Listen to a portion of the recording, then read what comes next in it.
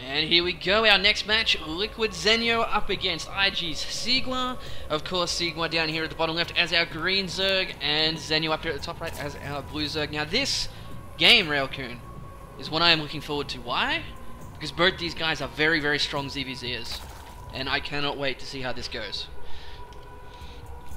So, first of all, we've got Zenyo going for 9 Overlord, and Jiwa going for the Extractor Cancel. Actually, no, it looks like... what is he doing, sending that drone out this early? People don't drone scout in certain research. That's actually rather unusual, but yeah. It's just a slight variance, doesn't really make any difference, but I'm just pointing it out just to be silly, since there's nothing going on this early.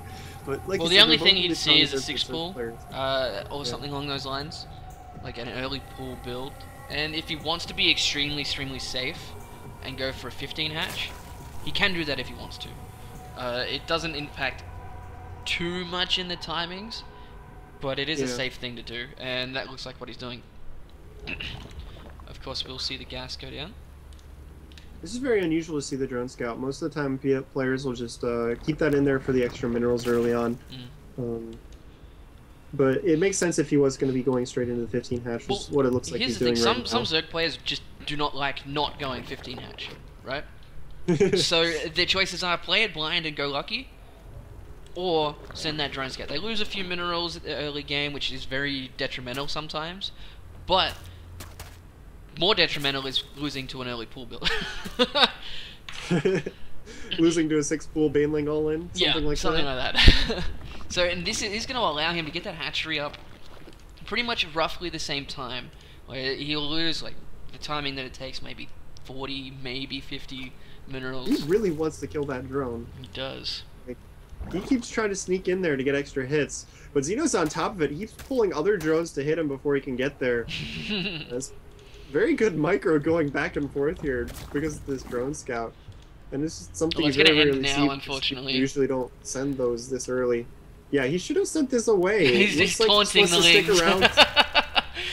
He just wanted to stick around and see if Zenyo threw down a second gas or something, it looked like. Well, it's also good to see the link count. Like, are those lings, are they drones? That way he knows if he has to actually make his own at home. Because, as we can see, they are moving across the middle of the map. I do like the little dance of the drone, though, because he was going to die anyway. That being said, Zenyo throwing down his own hatchery, and of course needs to catch up in that. His link speed is going to be about 15 in-game seconds faster, and here come the links now into the natural. And as I was saying, there's 6 links in production now for Sigua, so he's going to be able to throw these away. Get rid of Zenyo's frustrating little Zerglings at the front. And of course, really Sigua has a nice position on his overlord to see that hatchery as well. Yeah, so we see that Jigua is throwing down a safety spine crawler at the front, just in case. This is in case of a Baneling follow-up? Yeah, not that uncommon for the hatch first to have that spine crawler there, just in case, there's a very aggressive follow-up. And we see the Zenyo is actually making a lot of Zerglings. Yeah. There's no Baneling nest on the way yet, but we've been seeing some of these Zergling-only builds where you come in with Speedlings only, try and overwhelm them, get in on the mineral lines, and pick away at the drones, take down the queens, really just delay their economy by quite a bit. It looks like that's what Zenyo's going for right now. That's really like hit and miss a lot of the times, because if they have a Baneling nest, which a lot of the time they will, it's completely shut down. Like, we can see, oh, there's the link speed for Zenyo, so he's going to be able to be more frustrating here for Sigua. But Sigua does have... He's trying to get a good surround, and he might be able to do it once these Zerglings Oh, they actually got through into the main. Needs to get a surround on these lings with the drones. There we go, does get a few of them. Needs to mineral walk a little bit better, though. Gonna lose quite a few. Has been forced out in the natural, though. That was 5 drones down already, though. And there's a lot more Zerglings gathering at the natural. You force the drones off the mineral line at the natural at the same time. They're only just now going in. The Zergling's coming in to kill these drones again. And look at this. He's killing a few more. It's not adding up to a whole lot, but he's got 3 more. He's really delaying the mining. And if Jigua's not careful, he could lose a queen as well. So this is actually really nice. Banelings are now being morphed, so he's not going to be able to continue that for much longer. But Zenyo did a pretty good amount of damage for the number of Zerglings he made. Yeah, he did even up the work accounts. It is now 17 to... Well, it was 17 to 16 there for a minute. Sigua is safe and now drone up behind this. And then Zenyo moved into more of a watch out for a counterattack move. He's got 3 spine crawlers, going to start droning himself. Just in case Sigua comes back. But Sigua also needs to be careful if these Zerglings get around his main army, because the Banelings, of course, are way too early to have speed. They're off creep, takes a long time to get around the place. Yeah, this is a situation where some players would leave some Banelings up at the top of the ramp just in case. So that if the Zerglings get around, they run right up the ramp, and then boom. Because if they do that, they're instantly frustrated at themselves, because they know they shouldn't have sent their entire Zergling force in one go. Yeah. And it happens a lot, because you get around the army, you don't expect there to be Banelings up there, you run all the Zerglings in, and oh my god, why did I do that? I'm such a moron. Yeah. But Jigua's coming into the natural with his Zerglings and Banelings, but he sees all those Spine Crawlers, so he's immediately going to be forced to back away. Well, he's going for the lair, things are kind of resetting here a little bit, but yeah, he's going for the lair really quickly. This could be. So actually, looks like he's going to be moving into Mutas, because he's got 2 more Extractors down in his natural. He doesn't have a Roach Warren yet. There's a lot of Overlords sent forward by Zenio, so Mutas are going to be pretty good. He'll be able to clear out a lot of Overlords, deny the map vision, and supply block Zenio pretty hard, excuse me. It's very frustrating to deal with, but given the fact that it gives you also heads up that the Mutas are on the field, a lot of the times you'll see Zergs go Mutas and then ignore the Overlords and go straight for the main to do the damage there, because the Overlords are too slow to actually do damage, like to get away anyway. So you can go He's actually scaring the Overlords away with the Queen right now, which is very interesting. He's going to get one of them, but the other one's flying home. And now the Queen... Needs to be careful of the Queen, needs help. Oh, he's in an okay spot, but it's going to die unless the Baneling's coming quick enough. Oh my god! Baneling's barely saving the Queen there. And the Overlord got away with 6 health because of that. So, nice save by Zenio. But the issue is, since he scared that away, didn't kill an Overlord, this other Overlord's flying back in the main. Well, these Lings are going to try and get a scout of the main. Nice positioning. Oh, he gets him anyway! And the Banelings on the ramp are going to stop him getting a scout up here as well, because the Spire, of course, has gone down. It's about 75% of the way through. Yeah, and this could be unexpected for Zenio, because a lot of times when a player is going to switch into quick Mutalists, they'll throw in a lot of extra Spine Crawlers just to be safe. And Jigua's still sitting on the 1. He's denied the scouting very nicely. So this could catch him slightly off guard, but Zenio looks like he's still smelling it, as he has gone straight into an infestation pit. Well, it's fairly standard to have that infestation pit with this build anyway, that Zenio is going. Because you want to have them to get the positional advantage for the Roaches. 7 Mutas on the way, plus 1 air attacks as well. Of course... Third base, Zenio getting picked on by these Zerglings. Going to try and force a cancel. Looks like he will be able to do so. There we go. Nice job. Oh, almost gets the drone. The drone. Nice job there by Zenio to save that. And then he'll be able to restart the hatchery immediately. Here come the Mutas. I wouldn't be surprised to see him going straight for the main and then come back and finish off the Overlords later. Well, unless it's this one. Like the one with like 35 health now. From before. He's gonna fly right by. I mean, you just gotta orb block that. And well, he's also gonna be able to stop this third base from going up yet again, because there's no way any kind of. Oh, look at this! Actually, dropping creep for Zenio, moving his Spore Crawlers down, very nicely done. Coming in with Lings as well to help out. 3 Queens and way too many Roaches. He does have a transfuse that's ready to go there. Just goes down on that Queen. So very nice defense by Zenio. Smell this follow-up coming. Nice job. He's already had the Spore Crawlers done. Just kind of guessed that it would be the Muta transition, and he guessed correctly. Oh, there's no Queens in the main. They were down at the 3rd. Oh, he stopped to kill off the Overlord. I thought he was going straight into the main there for a second, and he is. It's going to take him quite a while to get up there because of this Warlock.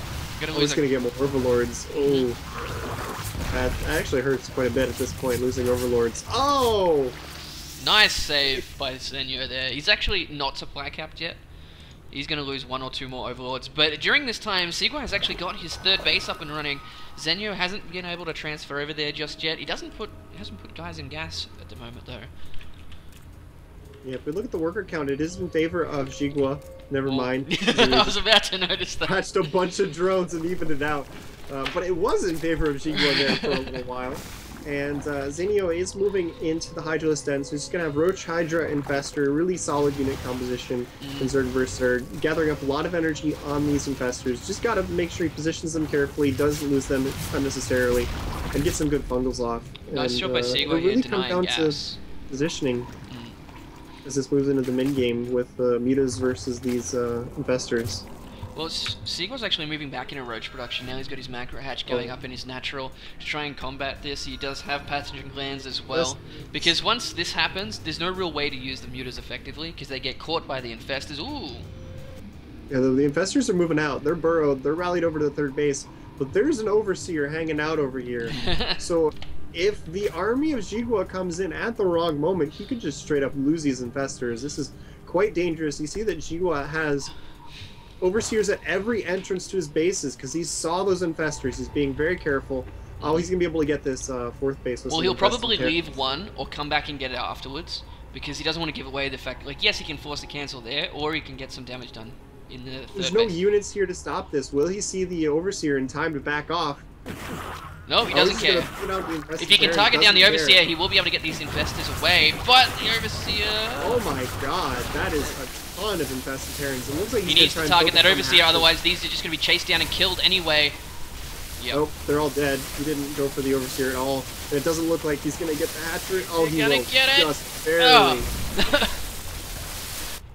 And he does actually get two of his infestors away because of a misclick there, but he's coming with roaches in this natural as well. Nice fungal there by Seagull. I'm going to shut that down. But both these guys very, very close in supplies. Let's have a quick look here. That definitely went much better for Jigua. Like, he killed a lot of infestors. He held off that attack in the natural. He lost his third, sure, but his fourth was about to finish up in a second. He would transfer over there. He's not too far behind. He actually still has the supply advantage. Yeah. And there's not many Hydralisks out for Xenio yet, which is going to be the big difference maker. So, well, luckily for Seagway, he did have that fourth base up and running, so we can instantly saturate that. Hasn't remade his third just yet, but Xenio is taking his middle base, and not as much benefit out of the minerals as the bottom right compared to Seagway's expansion locations, but still, Xenio is on the back foot at the moment. He's down in supply. Yeah. He's down. All these roaches getting caught in the center of the map. Nice fungal to trap those and take them out. And just evening out the supply a little bit as there's another big engagement. Jigua coming in with only a small portion of his army. His mutas are nowhere in sight. He's taking really heavy losses. Some good fungals from Xenio as well as some good burrow micro to keep the investors out of trouble. And that completely evened things out for Xenio. And with the fact that he was already up a little bit in economy. Oh, nice fungal. Oh, good night. Good night, mutas. Oh, he doesn't have enough for another fungal. Oh my god. The game around unstable. That was poor control from Jigua. There's actually a whole heap of burrowed. There we go. He's actually lifted them up. I saw them like selected in the group, but they weren't moving. He's also got a lot more roaches to follow up. He might actually just go for a counterattack right now. He took out a lot of the army for Sigua. He took out those mutas. The mutas are actually coming in again, but I don't think he really cares. This could be really bad for Jigua because Xenio has Bro. He's able to heal up his roaches in between battles, and Jigua hasn't done that yet. He's got a lot of red health roaches. He's not going to be able to defend this top left base as well. And a lot of these units are going to go down at the very start of the fight. This is looking really, really bad for Jigua right now. Here comes Xenio into the top left. Great move by Xenio here as he's going to come into the third at the same time. It only just got rebuilt, and he's actually coming in the natural, so he's hitting every single base to delay Sigua, and Sigua is only defending his natural. Ugh. Look at Xenio's fourth base. There's roaches over there at the same time as well.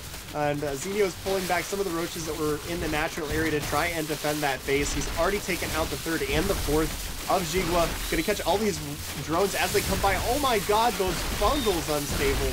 That hit absolutely everything, and these hydras in the back are cleaning everything up. And he didn't lose his middle base either. This is going to be it here for Sigua. No way he can come back from this one. Xenio looks good to take game one. There's the GG, and Xenio taking the first game of today. So that was actually a very nice ZVZ here, Elkin. Lots of back and forth, and as I said at the beginning, I love these two guys' ZVZ style. Let's go into game two before I get too annoyed that I'm not watching games.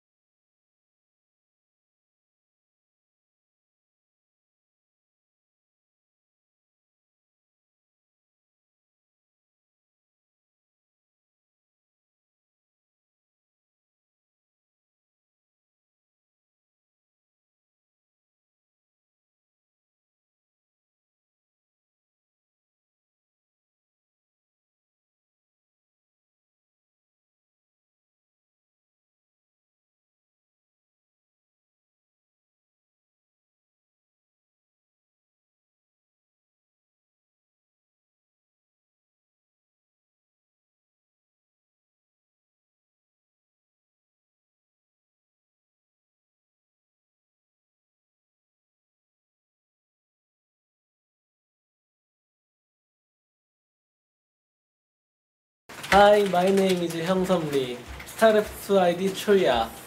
You are watching FXOpen television.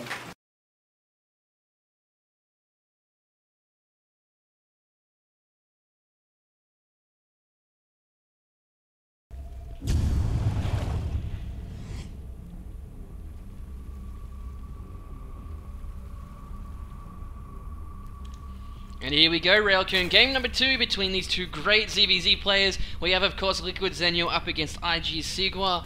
And last game was very, very nice. Let's see if we can see the same thing from this one. This is, of course, the FXOpen Invitational Series, upper bracket round 1. This is their first matchup, and don't you love it? How you always... Well, it's inevitable for our tournament anyway with all the star-studded players in here. But normally people want to feel a little bit better having a couple of easy rounds. But no, we don't give people easy rounds in this tournament. I'm sorry. No, it's amusing because whenever somebody started a post on our original thread about like, oh, why isn't X player in here? It was funny because a lot of them that would go, wait, who would I replace to put him in here? It's like, sure, you could maybe try and invite somebody else, but oh yeah, Temple. So we're on Antigua. We know we're cross positions. Yep. Zenio is up 1-0. All right, Dan, call it in the air. No, is it Baneling follow-up or not? No, I don't think it will be. But it's simply the fact that Sigua is actually going for the drone scout anyway. He'll get a bit of a heads up to it. It should... See, here's the thing.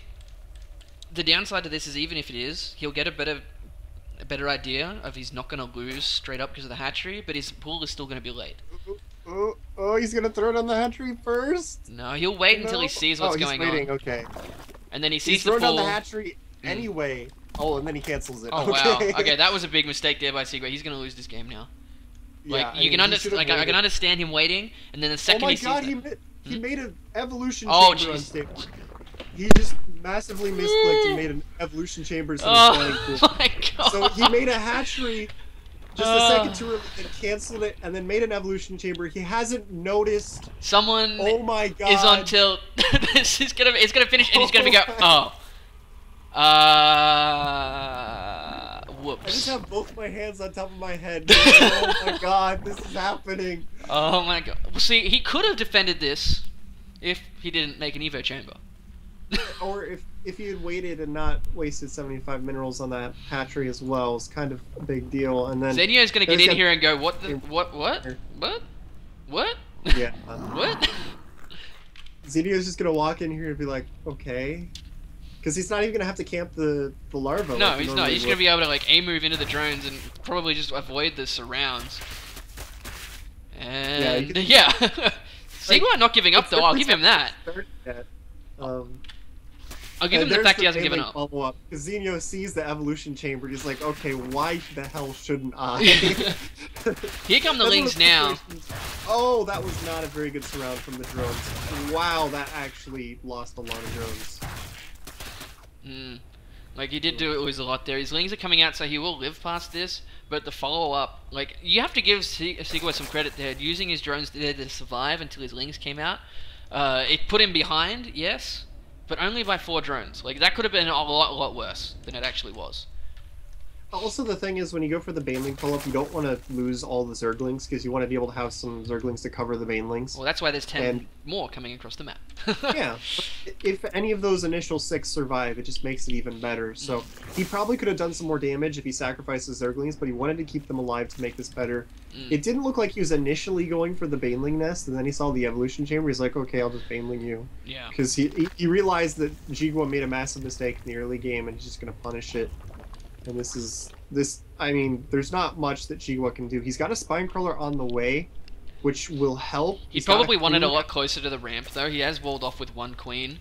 But these Banelings and Lings are coming way earlier than that. He just doesn't have the Ling count. Even if there wasn't any Banelings, he probably wouldn't be able to defend this. Let's see if he can do it. He did do a nice defense earlier until that, like, little surround. Here we go. Targeting down 1 Baneling. But his queen is going to get caught. There goes the second one. Oh, he's actually too close. No, good night. All the Lings gone. Yeah, that was a really big Baneling hit. Now, a second one. Throws down at the red health. Yeah. He will protect himself against that other Baneling. But oh, that was a hero Baneling right there. Yeah, there's the GG. There we go. So a little bit of a different game compared to game 1, but congratulations to Zenio. He has moved on to the next round. If you guys do want to be in the line for one of those, some of the prizes we've put up for the FX Open Invitational Series for your viewers, click the subscribe button down there in Twitch TV, be in the running. You don't have to, it is completely optional. The only thing that you get out of that is if there's too much chat, we might turn on the subscriber mode. That being said, win some replay packs, signed equipment, and of course the main prize of 10 days in the FXO house. Let's see if we can go. Let's go on to the next game, shall we, Railcoon? Sounds like a good idea.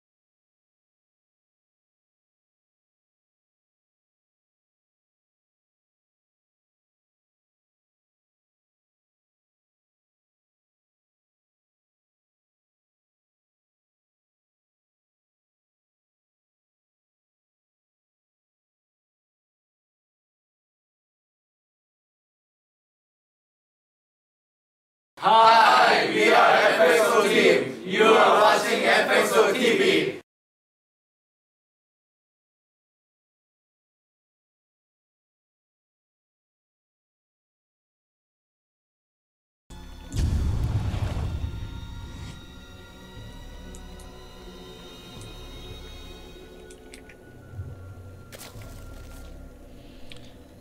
And let's go for our next set, shall we, Railcoon? This is going to be the FX Open Invitational Series. If you haven't yet, sub up on Twitter, Twitch TV for the chance to win some awesome prizes. That being said, TSL Revival up against Fnatic MSI's Todd. I am actually a big fan of Todd. He thinks very similar to the way I do. When I was in Korea recently, we had a good chat about a whole heap of stuff. Very logical person. If he sees something that is interesting he hasn't seen before, he will go and test it regardless if it sounds stupid or not. And that is the sign of someone who really knows their stuff and is open to all new kinds of things. He is, of course, going to be our Blue Protoss player at the top right-hand corner.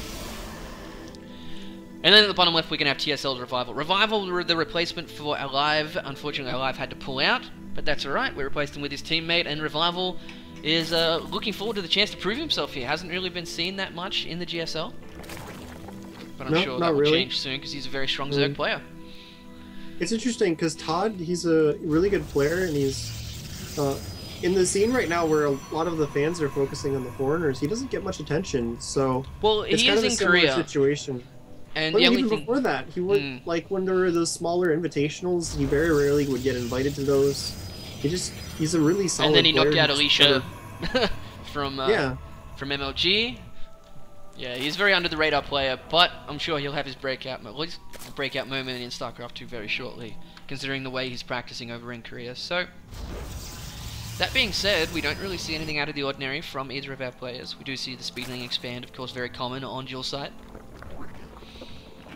Yeah, I mean, it's a two-player map. It's really difficult to get away with trying to drop any sort of hatch first, especially when the probe is in your base, being really annoying. You see that Todd was occupying that mineral for a little while, but finally just wound up stealing the 5 and then running away. Oh, no, started to fake him out. Coming back in, he wants to see if he's actually making any Zerglings. Yeah. And also probably wanting to check to see if another gas goes down or anything crazy. Making sure it's not going to be any one-base shenanigans. But Todd has actually gone for the really safe wall off here instead of going for the forge. And Revival wasn't aware of this, but when this happens, this is actually one of the situations which you can try and get a hatchery down pretty safely. Well, he's going to get the hatchery down regardless because the lings are out. But it's going to be his reaction to that, well, hang on, he's up at the top of his ramp. What is going to come in behind this? Now, a lot of the times you'll see this, you'll think, oh, he's going to attack me soon, but usually they're just being very safe. The 1, 2, 3 gateway expands, all that kind of thing, because we have seen recently some of the 1 gate expand builds just straight up die to Speedling builds. On Crossfire is really the map that's...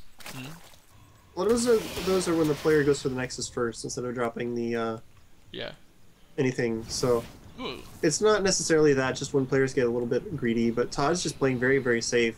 And whoa there, hi, Twilight Council, what's up? How you doing today? Here's the downside of this. This Overlord can actually come around and see it if he stays out of range of that sentry. The sentry's like on the edge, trying to lean out to hit him, but doesn't want to fall in the lava, has to come back. And here comes an Overlord from the south. Coming in from the bottom. The sentry's coming down. He's like, no, no, no. You will not pass. The sentry starts tickling him away. Now this is where the second Overlord should start flying down. This would be very well coordinated if the second one came down. He'd probably actually get in to scout it. Oh no. Stalker is coming down to make sure that one doesn't come down. So Todd is being very, very protective of his base. Oh, right Revival found the probe that he was having hiding down at the 3rd base, though. There's the DT Shrine, an obvious follow-up to that Twilight Council, of course. And now Revival's going to be paranoid about, oh my god, I have to stop anything coming out. Where are the pylons going to be? We also see him halfway through his lair, just in case he'd be able to get an Overseer. I would not be surprised if he throws down an Evolution Chamber and makes a Spore Color right now, just because the fact that Todd has waited quite a long time, hasn't even tried to make a Nexus. He's had a Zergling in the natural this entire time. Todd has been chasing these Overlords around the entire time, really denying scouting. Yeah. And the combination of these few things is just very suspicious. But he's not actually going for an Evolution Chamber. Every time he moves out to put that Nexus down, the Ling is like, no! No, you can't put that Nexus down. It's been delayed like 3 times doing that. That being said, though, Todd is in a bad way, because there is a lot of drones out now, 39 to 29, or more than that now. Revival did not go for the Overseer, though. He has absolutely no detection, and the Dark Shrine's just about to finish. Well, he feels pretty confident that he's taken out all of the pylons over here. He's also getting a lot of roaches now, and there's the first DT being warped in. The first few DTs being warped in on the low ground. Now he still will be able to run around in circles until there's the Overseer. There we go. So nice job there by Revival. I mean, you have to be suspicious with this opening from Todd. He scouted it pretty well. He's been doing a really good job. And then the Dark Templars are going to come in and be like, damn. Well, they probably said something worse than that, but we're trying to keep things a little bit more polite on the stream. Now, Revival is going to be in a really good spot here, because he's already got Roach Speed on the way, got Burrow as well, lots of Roaches pumping out. I wouldn't be surprised to see him get like 15 to 20 Roaches and just go and kill Todd. Because Todd is going to be down so much supply, he really counted on any kind of damage being done. And look at this Changeling. He's just like, yep, I'm going to go see everything that you're doing. Does see the robotics facility there, and Todd has noticed that this is a Changeling. Yeah, he's just up in the base like, what's up? I'm a Changeling. Look at the supply right now in Stable. Yeah. It's almost double in favor of Revival, and he's just making Roaches.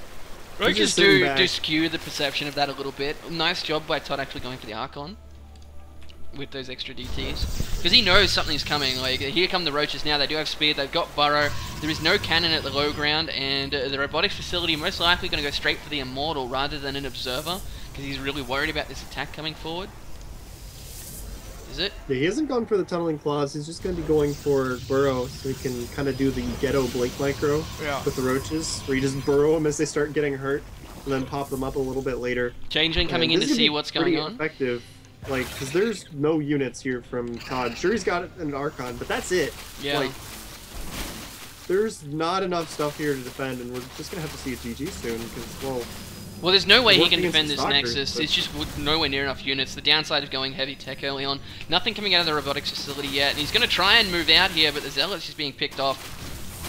And 2, 3, 4 swords don't really catch much, and the sentries are stuck at the front at the same time. Todd trying to move those back, but there's just way too many roaches here for him. Yeah, also, with no detection, he does force field them in once they start getting low. There's burrowing. Yeah. He's only lost a couple of roaches up to this point because of the nice burrow micro.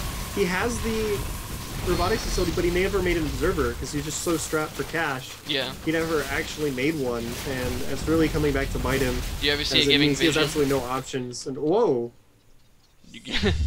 I'm sure that was a mistake, but we do have a game over here for Todd. Let's see if we can go into game 2. That build there, I can understand the frustration coming out of that. He's denied all the scouting, everything, but Revival just went, well, you're not coming down to make a Nexus. You are going to DT me, and countered it perfectly. Really good game there by Revival, just going in for the kill when he knew he had time. And that's pretty much it. So let's go into game 2 between Todd and Revival.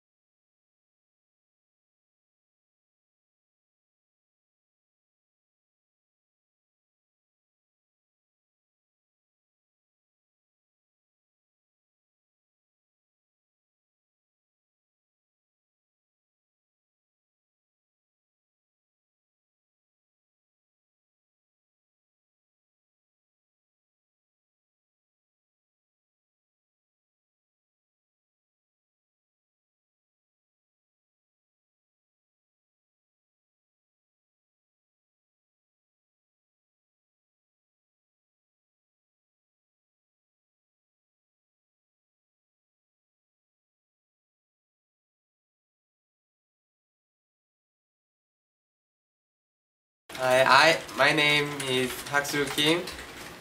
You're watching FXO television.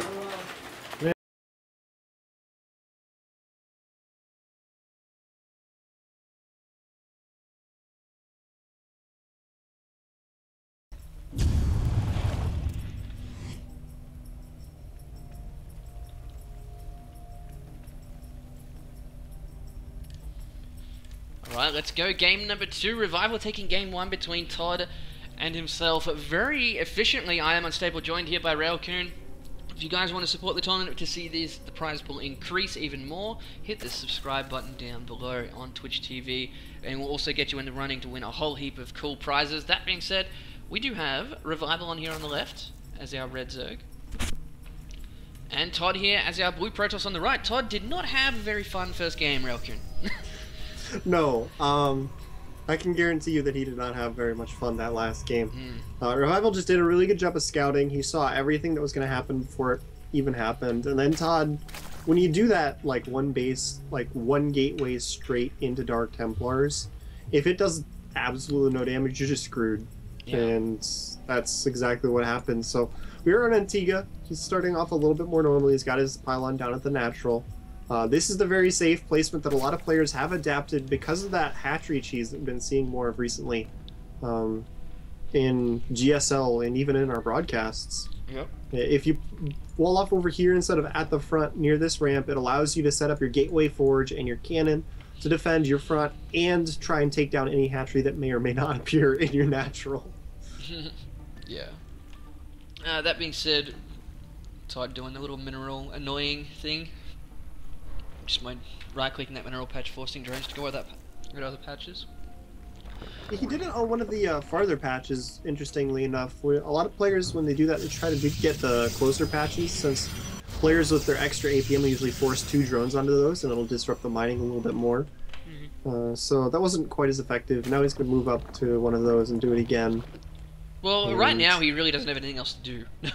So he's just utilizing the time that he has to focus on things like that. He did put the pylon down, of course, in the natural here for revival. GSL Antigua is force cross spawns, but look at this. He's actually gone for the third base instead. Very common for Zergs to do. I'm surprised. I would be surprised if Todd doesn't go and scout that as he comes out of this base. Yeah, I mean, he probably saw the drone, and the fact that he hasn't even sent a drone down here to start picking away at the pylon usually is a slight tell. He might actually go for a gateway as well. No, he just dropped a gateway in his natural. Yeah. But Todd, I mean, he should be aware of this. Usually there's going to be a drone picking away at this pylon before the Zerglings come out, so he's going to head over to the third base. Yeah, he is. With the probe, he's going to check this out. He's like, gotcha. Yeah. You can't slip that one by me. I just wish he would have done that a little bit earlier, because before the Zerglings came out, because sometimes you can actually get pylons and a cannon behind here to force the cancel and just be very, very annoying to the Zerg. Yeah. And it can put someone's rhythm off for the entire game. We do, of course, see him going down the second cannon in his natural now, going to be safe against any kind of pressure coming forward. And we have a third base instantly by revival, so we're going to have a 3-base situation coming up. This is a good situation where you can go for that zealot pressure, because since his first hatchery is over here by the third, and it's going to be so far away, he's actually going to have a little bit of harder time defending that if you come into his, I guess, quote, natural here and start pressuring it. Since the 2 hatcheries are so spread apart, that will be a little bit more successful, but it looks like Todd is going to be sticking just with the normal build, dropping the Cybernetics core. He's not going to critter boost out any zealots, so he's just going to sit back. Probably rely on something tech-oriented to apply the pressure. Maybe we'll see a Stargate or something like that. But hopefully he will apply some pressure, because you know he's going to go for a quick third base when he takes that one first. Yeah. You can't just let him sit there and drone. You have to do something. Very, very true. And let's see what Todd decides to do with it, though. That's going to be the big question. I hate the points like, yes, you're fast expanded. What are you going to do next? You have to wait and wait and wait. And I know you're going to do something, but you just have to wait. He started forward weapons here, and is now chrono boosting the warp gates. So we might see a 3-gate pressure really early, but I mean, at this point, he could still drop a Stargate. It really depends. See, We're just sitting here waiting to see what Todd's going to do. I'm not really that big of a fan of Stargate play these days against Zerg, though. Because we've seen it multiple times in the GSL where they'll take out so many drones. But they just keep making drones anyway. Oh, look at this. 2 gateways coming, 3 gateways coming down, and the Overlord scouting it immediately. Oh my god. Yeah. So now, Todd did a great job at stopping this last game, but this game, not so much. Yeah, he doesn't have that sentry out early because of the fact that, well, he was the Forge expansion. So the fact that 2 Overlords came in means that these gateways are pretty much going to have to finish.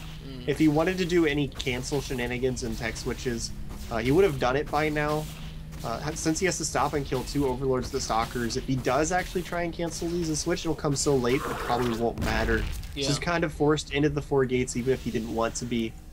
And, well, I mean, 4-gate pressure, that's definitely one of the options you can do here. Oh, but he has been picked off with his pylons over here, dropping 2 of them just in case that Zergling does get it down. Revival's just all over him with the scouting these 2 games. This is ridiculous. That being said, Creep Spread is starting to move out as well. He's got a second tumor on the left-hand side. And more often than not, you see Zergs move these tumors on the top of the creep. That way it extends both up the top as well. There we go, he's actually done it there. So it's to stop pylons coming in. You can also see down at the bottom in case anything like that happens. That being said, lots of Zealots being warped in now by these pylons on the side. We have 12 Lings in production, lots of Roaches as well. And Revival's going to be completely safe against this. Oh, he even catches 2 of the units! Oh! Why were your units going the wrong way, Todd? This is unlike just you. Completely prepared for this. He scouted it well before it came.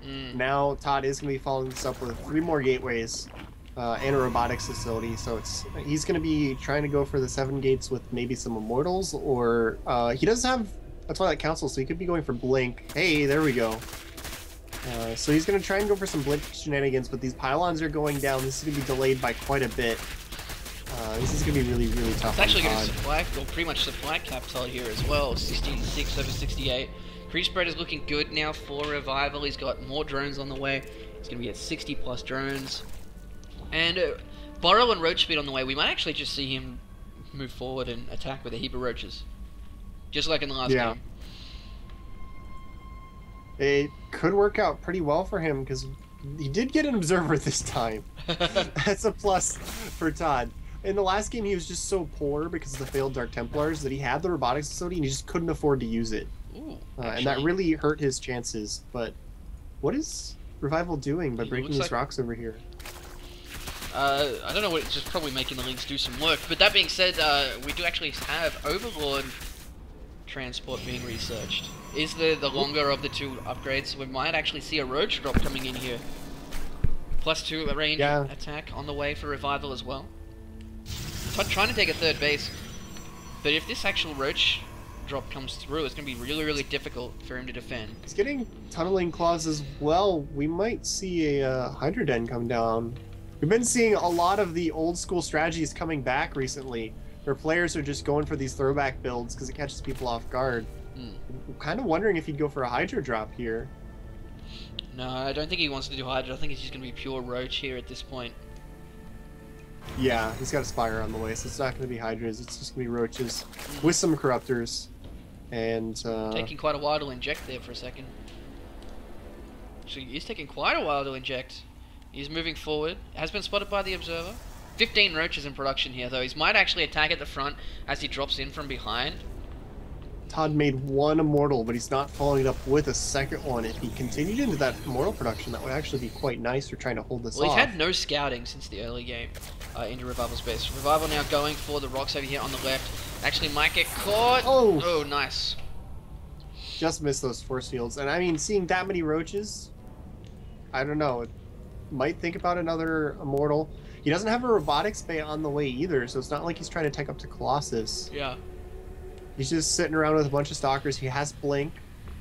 He has the +2 weapons. He has armor on the way. Here comes the problem is just look at the supply. Revival's just making so much stuff because Todd didn't really apply much pressure in the early game. We've seen this again and again where this really quick third base, he didn't apply enough pressure. He got caught off guard. And now the Zerg's economy is just steamroll mode. Yeah, those supplies are of course skewed. It doesn't look that bad when you look at all the Roaches, but they are completely upgraded going straight into the main here. Blinking up here from Todd, but there's also Roaches going to come into the third at the same time here from Revival. Things not looking good. He's actually targeting down the Nexus in the main. He's going to get it too. Roaches coming in, taking out the cannon over there, but nice force fields by Todd, but I just don't think he has enough stuff down here to defend against that many Roaches. He's got units everywhere. He's got cannons and pylons going up all over the place. The Roaches in the main, still alive. And now he's just rallying over. Burrowing down to heal, they're actually going to be able to kill the Stalkers as well. And a lot of the units down at the third base have gone down, and now he's burrowing out. He's not actually losing that many Roaches, and that's the problem, is that even though the supply difference isn't as bad as it looks, they're very well upgraded, so they're still doing a ton of damage. Well, Todd's losing all his production in the main here as well. He's cleaned out this third, but he's losing all his gateways. He's trying to come back with his Stalkers, but as soon as he does that, Revival's going to go into his third yet again. And there's pretty much nothing he can do. He's actually needs to be careful of the sentries. There we go. Has defended his main. He's going to burrow under the force fields here into the third base. Yeah. And just kill everything anyways. The cannon only just now finishing. You can hear the Jaws theme as the Roaches are approaching. It's just no way Todd can hold this off. He got too far behind. He didn't apply enough pressure to Revival early on. Yeah. And he just got too much of that economy rolling. There's just not much else to say. Good job to Revival with those drops though. He kept Todd looking all over the place, making him defend multiple places at once. And his multitasking seems really good. I can't wait to see who he plays in the second round, because this is pretty much over. Revival's been playing really solid. His scouting has been excellent. That's one of the tougher things as a player in the early game, is scouting everything like he did there, but he was doing a really good job with his Zerglings and his Overlords. Very impressive play from Revival. Yep, absolutely. So we will go into our next match very shortly. If you do want to support the tournament and be in the running for some very awesome prizes, click the subscribe button down under Twitch TV. We'll be right back with our next set of games. Stay with us.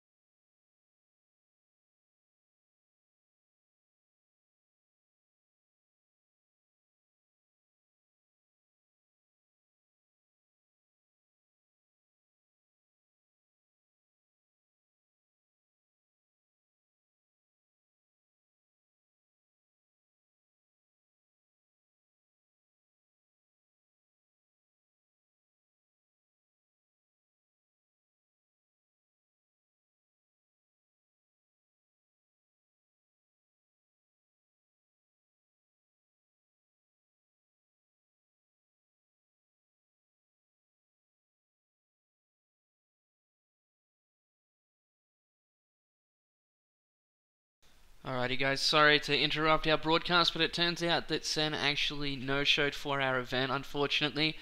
We spoke to his manager soon after we realised he wasn't there when the game started, but turns out the manager got the times and dates wrong. Sen was actually on a plane during that. Unfortunately, we couldn't find a replacement in time, so we are going to have to give the walkover to Lucky. We do apologise in advance, but unfortunately there was nothing we could do about it in this sense. So we are going to go into the games Oz versus Jinro next. Stay with us.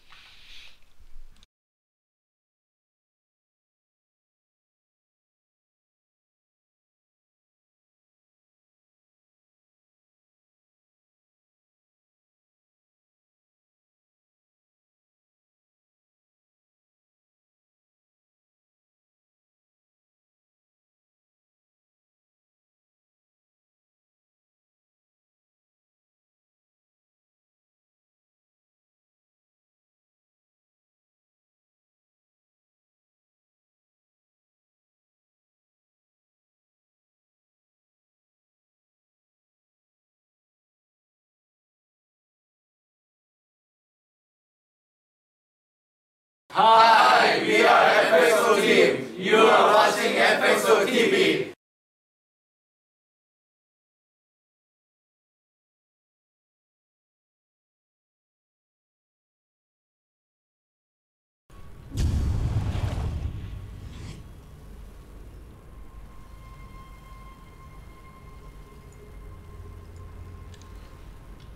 And welcome back, guys. Our next game coming up, it is going to be FXO's Oz up against Liquid Jinro.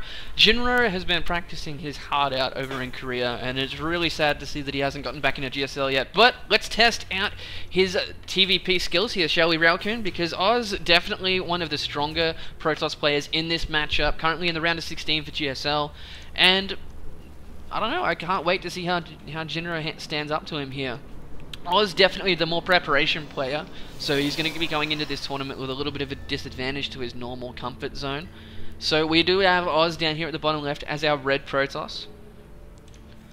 And then Jinro up here at the top right as our yellow Terran. So Daybreak, very good map for both these guys, very comfortable with their macro play. But we'll see how we go. What do you think we're going to see, Railkin? I think it depends on how Jinro decides to play it, because in the past he'd really kind of forced himself into like a one-track mind, kind of. He tends to play the same style a lot. So even though Oz, he really does rely on the preparation quite a bit. Yeah. If Jinro doesn't do anything to mix it up, then I'd still say that Oz is still favored to take this relatively easily. Jinro will have to throw something in unexpected if he wants to beat Oz here. Well, of course, we do see the Nexus first coming out from Oz down here. Jinro is scouting at a very standard time. But it looks like he's actually going for the gasless expanse. So straight out of the gate, probably going to be that's just the annoying part of the build order. Yeah, that's just knowing Jinro. He generally tends to play for really quick expansions in the early stages of the game, so he's perfectly comfortable going for a Nexus first on Daybreak. Even though it is a two-player map, that you see the Nexus first on here invariably, and he knows he'll be able to get away with it. Following it up with the 2 gas actually immediately. It's an interesting follow-up, as his gateway isn't even done yet, so we'll see where he takes it from here. Yeah. That being said, double gas down here for Jinro as well.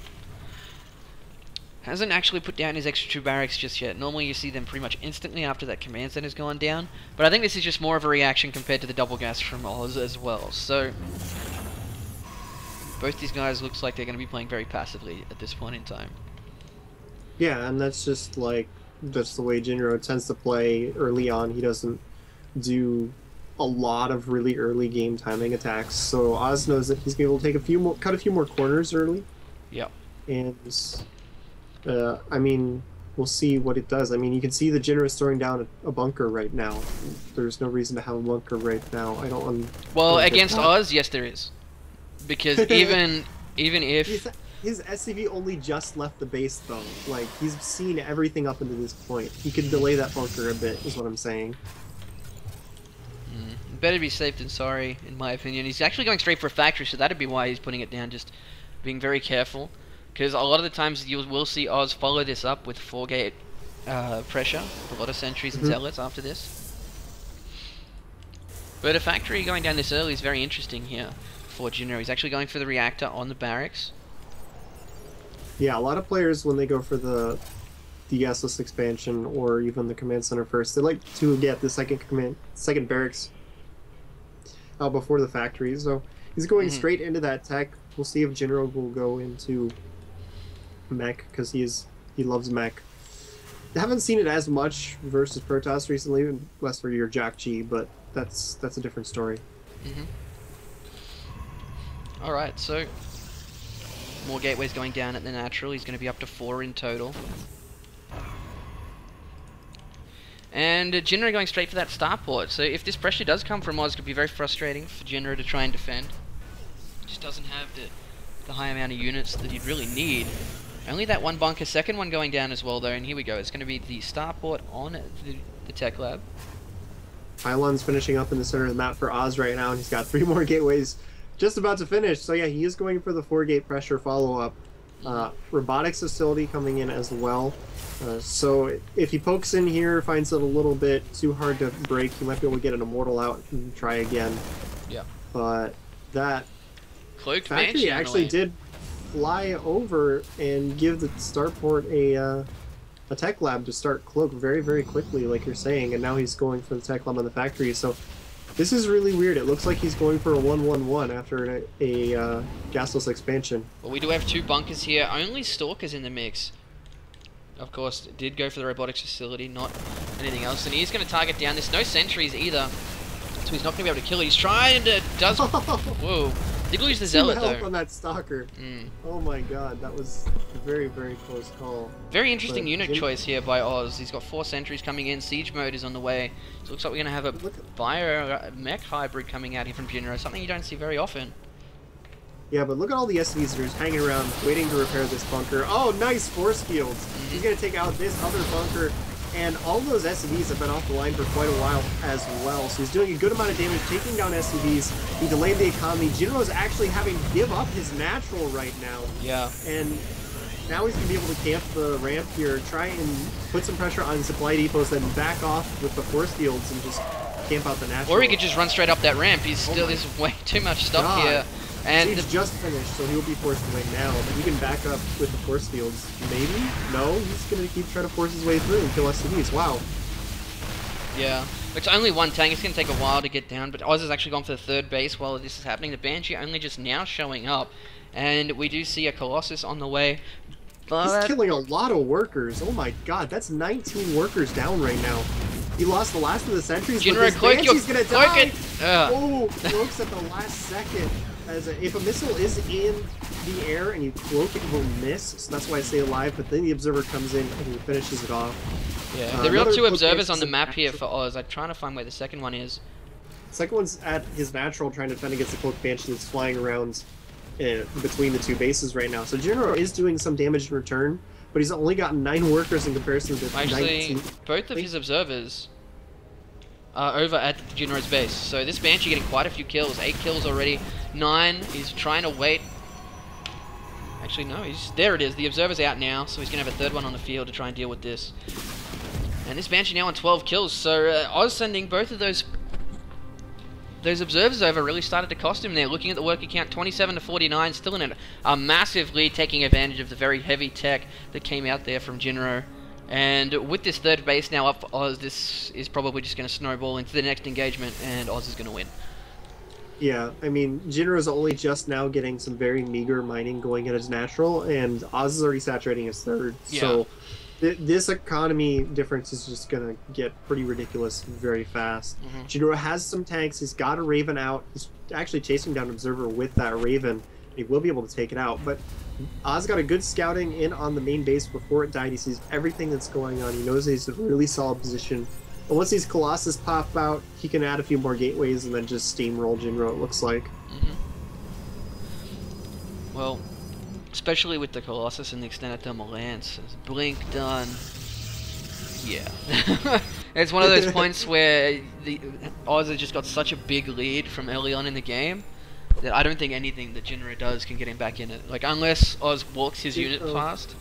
Yeah, Jinro has to play really solid, and Oz is going to have to make a big mistake for this to get equalized. But, I mean, he's making a lot of tanks right now. He's still producing the Cloaked Banshees. He's producing a unit composition that has the potential of Oz getting a little bit overconfident and throwing an army into him. So it's not completely over yet. It's just Oz has to make sure he attacks into this just the right way. Yeah. Well, he does have a 20 supply lead now. He's getting his +1 attack done from his forge. He's already completely saturated his third. He's got cannons going up to defend his mineral lines against these Banshees. This Banshee now has 19 kills though. So credit to that Banshee trying to keep things even. 39 SCVs to 66. Third base as well, taking a few shots from these stalkers. Finally actually got around and got a few of these probes before Oz managed to get in position to force her out. But these Banshees are being effectively zoned out now with the cannons, the stalkers, and the observers now. Oh, that Banshee nearly dying. They're both really low health. They're going to have a hard time doing much more damage than this. And then there was a third one coming over here for Jinro, but I think he's realized there's no way he can touch blink. Oh, and he gets that Banshee over between the second and the third bases there. Oz going extremely tech heavy right now. He's going to have Colossus and Storm before the Jinro moves out. He's still only 20 supply up because he hasn't actually made any units. Pretty much. Except he's just been teching really hard right now because he knows he's really far ahead. He's been deflecting his Banshees to the best of his ability, and he's just taking advantage of his position in the game. Once all this tech kicks in, though, it's going to put him very far ahead. And Jinro, I mean, if he goes now, he would have a very slight opportunity while this stuff is still upgrading. This army for Oz in the center of the map's not that big. The reinforcements are coming in. If he can catch these armies while they're spread apart, this could possibly do something for Jinro. But you can see that the moment he sieges up, Oz just backs off, waits for the